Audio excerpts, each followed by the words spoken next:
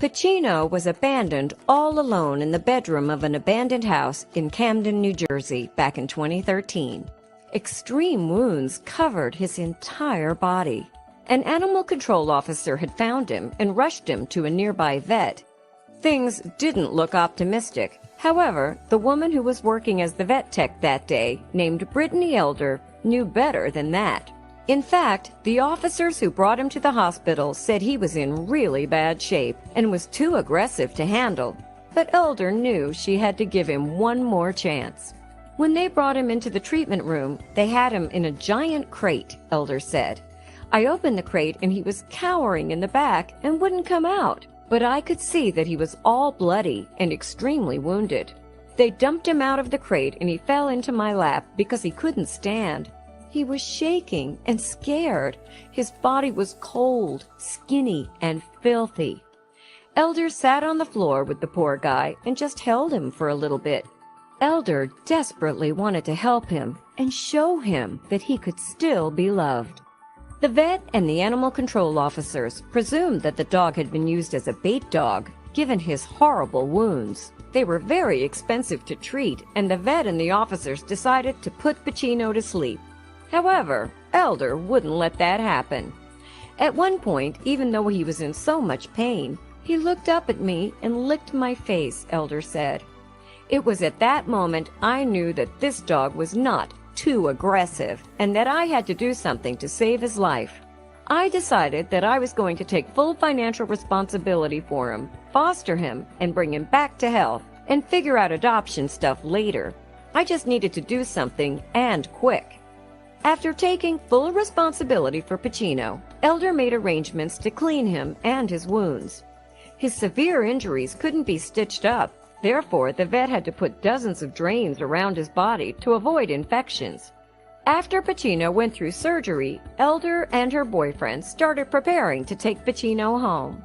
They had no idea how to take care of the terrified and unsure dog, but all of their doubts vanished into thin air as soon as they arrived at home. Although Pacino was very skittish in the first few days in his new home, he almost immediately realized that his new mom and dad meant no harm and were there to help him. He seemed like he was abused by his former owner, but also like he felt safe now. He let them clean his wounds and give him medicines. It was quick bonding between the couple and the dog. He trusted us so much that he allowed us to do whatever we needed to do in order to help him, Elder said.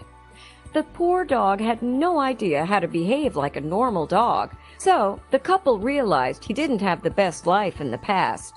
Throughout his recovery, we literally had to teach him everything, Elder said. We had to potty train him, crate train him, teach him how to walk on a leash, get him on an eating schedule, teach him what toys were, and basically show him how to be a normal dog. Slowly, Pacino began coming out of his shell as he spent more time with Elder and her boyfriend. And it was not long before he blossomed into the goofiest dog ever. Along with his healing wounds, the scars on his heart healed as well. Elder had planned to actually foster Pacino for a while and then find him a forever home, but now she couldn't let him go. One thing that stands out in my mind the most was one of my friends had given him a little care package with a big red squeaky ball, Elder said. I think it must have been the only time he had ever seen a toy, because he didn't know what to do with it at first. After a few throws, he was obsessed with it, and that's when I saw his first smile. He was goofy, clumsy, and overall super sweet and eager to please. It was clear to us that we were in fact his family, and we couldn't ever let him go. Pacino has lived with his family for 5 years now, and has only experienced an immeasurable amount of love since. He is not very comfortable around other dogs still, but he adores babies and even adults. He loves playing with every new human he meets and spending time with his parents. He also loves eating. His new mom is thankful she took the time to hold him when she first met him, and she wouldn't have him any other way. Please share this heartwarming video with all your animal lover friends and subscribe to our channel.